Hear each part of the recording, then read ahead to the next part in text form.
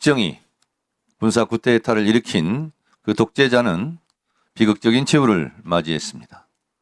국민의힘 귀당 출신의 귀당의 전신인 민주정의당, 민정당, 전두환, 노태우는 내란, 부패 혐의로 감옥 갔습니다. 국민의힘 전신 당도 많이 바뀌어서 이름도 알 수 없는 당에서 배출한 이명박, 박근혜는 부정비리 혐의로 감옥 갔고 한 사람은 탄핵됐습니다. 국민의힘 여러 의원님들께서 그렇게 칭송에 맞지 않았던 윤석열은 내란 수괴로 지금 감옥에 가 있습니다. 진정 역사 앞에 부끄러워야 할 사람들은 국민의힘 의원들이 아닌가, 저는 개인적으로 그렇게 생각합니다. 안규백 의원에 대해서 역사의 죄인이 되지 말라는 그 발언은 취소하는 게 좋을 것 같습니다. 5.16 군사 쿠데타 이후 64년 만에 민간인 출신 국방부 장관이 나온 것은 역사적 의미로도 굉장히 유의미하다 이렇게 생각합니다. 군사 쿠데타를 국민들이 막아냈습니다. 그런데 군인들이 국방부 장관을 맡는 것보다는 내란 세력 완전 척결, 국방부 내 내란 세력을 발본색원하는 데는 오히려 민간인 출신 국방부 장관이 저는 더 적절하다 이렇게 생각하고, 특히 국방 분야의 전문가로서 십수년간 활동해온 안규백 우리 장관 내정자야말로 안성맞춤, 내란 척결을 하는 데 있어서 안성맞춤형인 A급 후보라고 생각합니다. 우리 안규백 후보께서는 내란 국제특위 위원장을 하면서 그때 나왔던 수많은 진실들을 제가 헌법재판소 탄핵소추위원으로 참여하면서 많은 자료를 도움을 받았습니다. 개인적으로 감사드립니다. 헌법재판소에서 진실을 말한 우리 군인들, 그리고 소극적 임무를 한 군인들에 대해서는 선처해 주셨으면 고맙겠습니다. 그런 차원에서 영상 한번 보시도록 하겠습니다.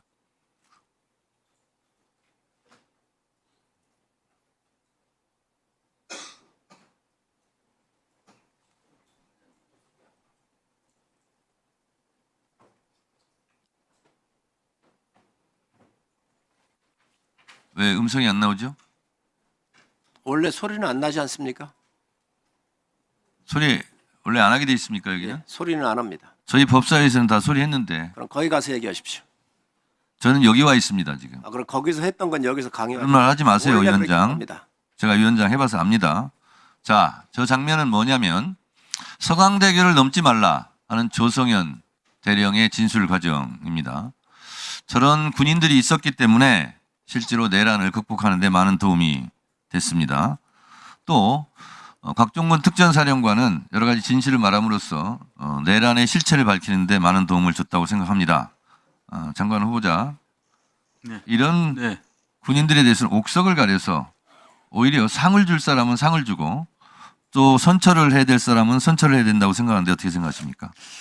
네, 제가 장관이 된다면 여러 가지 상황을 고려해서 파악하도록 하겠습니다. 네. 제가 법사위원장을 할 때 2024년 10월 11일 국방부 국정감사를 하고 있었습니다. 그때 갑자기 무인기가 북한에 날아갔다는 소식이 전해졌고, 그거에 대해서 실제로 김영현 국방부 장관에 대해서도 제가 질의를 한 바 있습니다. 다 알다시피 드론사의 장교의 증언에 의하면 무인기 침투 V의 지시였다. 국방부가 합참 모르게 해야 된다. B라도 살포하고 일부러 무인기를 노출시켜 북한의 불안감을 조성해야 된다. 이거 외환죄에 해당된다고 봅니다. 그리고 내란 특검에서 외환죄도 수사한다고 저는 알고 있습니다. 자, 국민의힘 소속 당원이었던 윤석열이 내란 수괴로 지금 감옥에 갔습니다. 그리고 비상계엄 해제 의결을 방해한 혐의로 연루자들이 지금 수사를 받고 있는 것으로 알고 있습니다. 이렇다면 내란 동조 세력이 아니라 그냥 내란 정당입니다. 통합진보당은 내란 예비 음모 혐의가 있다 하여 의원 5명이 의원직을 박탈당했고, 그리고 정당이 해산되었습니다. 이 부분은 위헌정당 심판, 정당 해산감이다, 저는 이렇게 생각합니다. 그리고 내란 특검 수사 결과에 따라서 국민의힘은 해체돼야 된다. 그래서 법무부에서 위헌 정당 해산 심판 청구를 해야 된다라고 국민들의 요구가 높아질 거라고 생각합니다. 법무부 장관의 소관이지만 같은 국무위원으로서 그때 가면 입장을 가지셔야 된다고 보는데 지금 그 부분에 대해서는 어떻게 생각하십니까?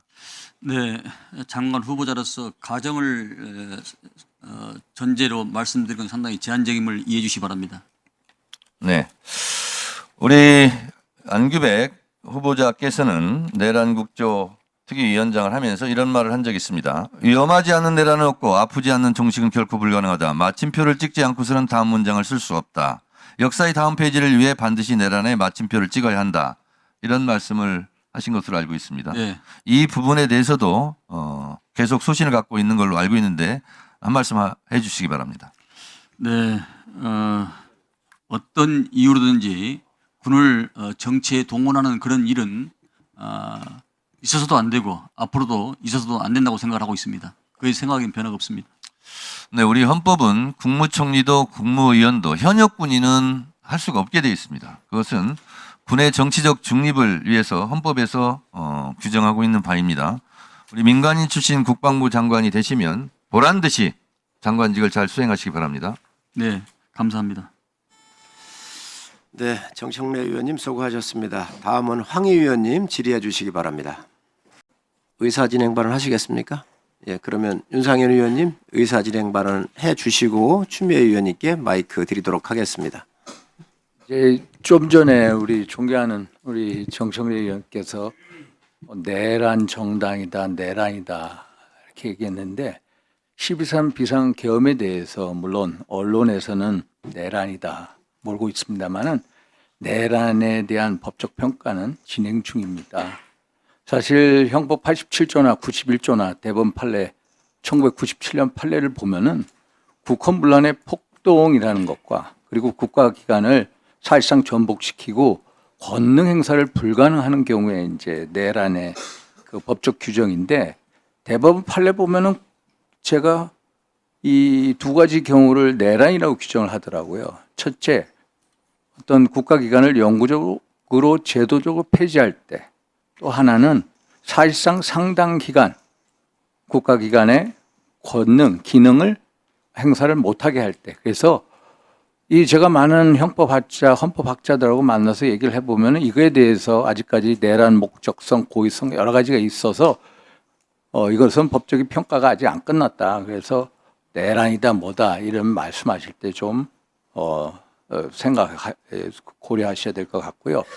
또 우리 안규백 장관 후보자님 저도 참 존경합니다. 전혀 도덕적 하자가 없는데 자꾸 나오는 게 이제 병적 관련인데 이 국방부 장관 하시면서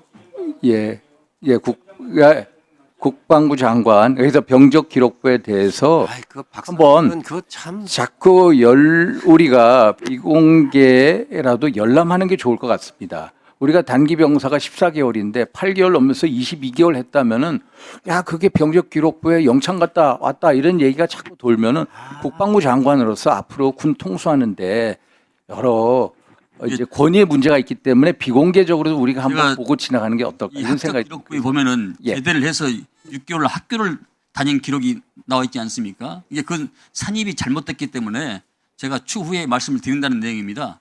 제가 3학년 1학기를 85년에 다녔지 않습니까? 근데 그 기록이 이제 병력으로 잘못 기록이 돼 있다 이 말씀을 제가 드리는 겁니다.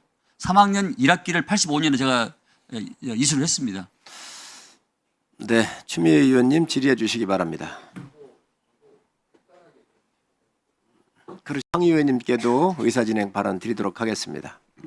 네, 우리 윤상현 의원님 그 내란에 대해서 아직 법정에서 결정되지 않았기 때문에 내란이라고 속단할 수 없다 이렇게 이야기하고 계세요.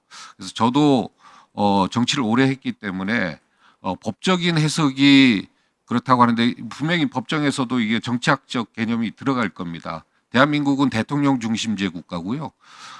시민이 두 가지 권력을 선택합니다. 하나는 의회 권력이고 하나는 대통령 권력입니다. 의회 권력은 결정을 하라는 권력이고요. 대통령 권력을 집행을 하라는 권력입니다. 이렇게 거버넌스가 정치학적으로 나눠져 있습니다. 그런데 그 두 가지 권력 중에 하나가 또 다른 시민이 선택한 두 권력 중에 하나가 다른 권력을 침탈하고 누르고 배제하려고 하면 그게 바로 내란입니다. 아마 이게 법정에서 나올 겁니다. 이 정착 개념이. 네. 추미애 의원님 질의해 주시기 바랍니다.